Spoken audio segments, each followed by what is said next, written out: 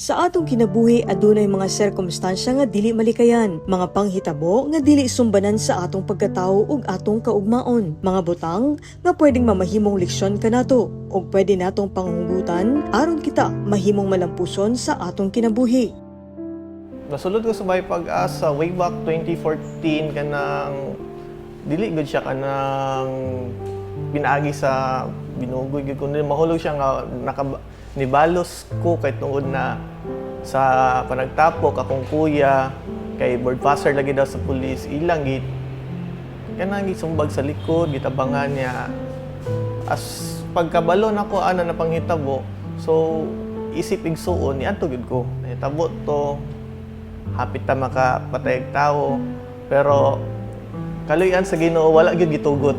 Tungod sa maong panghitabo, gipasakaan si Carl og kasong frustrated murder. Apan tungod kay 17 anyos pa lamang siya ni adtong higayuna o gikonsidera nga minor de edad, napailawom siya sa mga probisyon sa Republic Act No. 9344 o ang Juvenile Justice and Welfare Act of 2006. Tungod ni ini, gidala siya sa Children's Village Bahay Pag-asa, Ilawom, sa City Social Welfare and Development Office kon CSWDO. Diin siya nagpabilin sulod sa usa ka tuig ug 4 ka bulan isip kabahin sa iyang rehabilitasyon. Human ni ini, gibalhin siya sa Regional Rehabilitation Center for Youth kon RRCY, ilawom sa Department of Social Welfare and Development kon DSWD. Dinmi padayon ang iyang rehabilitasyon sulod lamang sa 6 ka bulan. Human sa maong programa sa rehabilitasyon, nakagawas na si Carl sa maong pasilidad ug nakabalik sa komunidad aron magsugod pag-usab ug magpadayon sa iyang kinabuhi.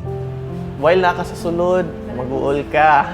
Asa kumusta na ka akong ginikanan, musta akong pamilya, asa ka sila karon kay ako okay ra man ko diri. Na ako'y gikaon, provided ko tanan na shelter, napoy nagbantay pud sa kuha, napoy nagmatuto sa mua gyud. Unya naka-eskwela mi, nakatuon pa mi dapat ko nakatuon og welding kay kuan pud mi nami in situ sa welding that time.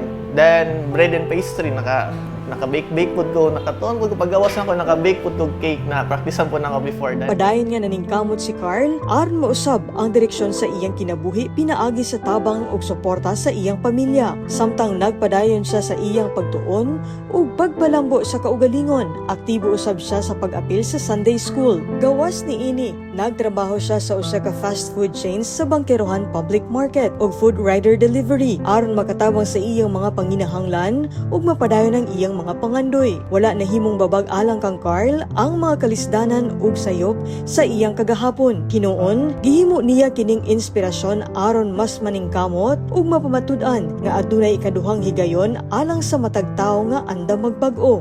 Kay pagkahuman ako manggod sa May Pag-asa and RRCY, nag-pursue mong gugug eskwela gyud. Pero while nagsay ko sa panakan, while nag-study, anagya pa na pag-eskwela, inuba na sa pagtrabaho. Pinaagi sa iyang determinasyon ug dedikasyon sa pag-eskwela, padayon nga naningkamot si Carl aron makab-ot ang iyang mga damgo ug mahimong inspirasyon sa uban nga bisan sa unsa pang mga pagsulay nga ginaatubang sa kinabuhi. Posible gihapon ang pagbangon ug makalampos. Tuig 2024, malampuson niyang nahuman ang kursong Bachelor of Science in Social Work sa Jose Maria College Foundation. Alang kang Carl, ang iyang diploma dili lamang simbolo sa kalampusan sa akademya, kundili usasab ka testamento sa iyang paglahutay ug pagtuo nga ang matag tawo adunay higayon nga makausab sa iyang kaugalingon ug makahimo og mas maayong kaugmaon. Wala gyud koy idea ng social work. Kuan gyud akong nabal-an na ng course from isa ra gyud. Mahimong pulis. Lamang ko'y niabot na opportunity na maupoy nakatabang sa kuha. Isa man gud ang mga social worker pod sa naigiya sa mua gyud. Mo nang why not? Why not mahimo kong social worker? Karon, pamilyado na sab si Carl. Kasamtangan kini nga nagtrabaho sa City Social Welfare and Development Office, isip usa ka social work associate. Ug padayon kini nga nangandam alang sa iyang board licensure examination aron mahimong usa ka hingpit nga social worker. Alang kaniya, kini dili lamang usa ka personal nga damgo, kundi usasab ka oportunidad aron makatabang og mahimong inspirasyon sa ubang kabatan-unan nga sama kaniya kaniadto nga nanginahanglan lamang og giya ug ikaduhang higayon aron mausab ang ilang kinabuhi. Dili kay naa na mo'y salawa, na mo'y bili sa katilingban. Kung dili, namoy sala, baguha, usba. Sama ra po na sa mga motor gagapon nato nga napay samtang nay oras napay pag-asa.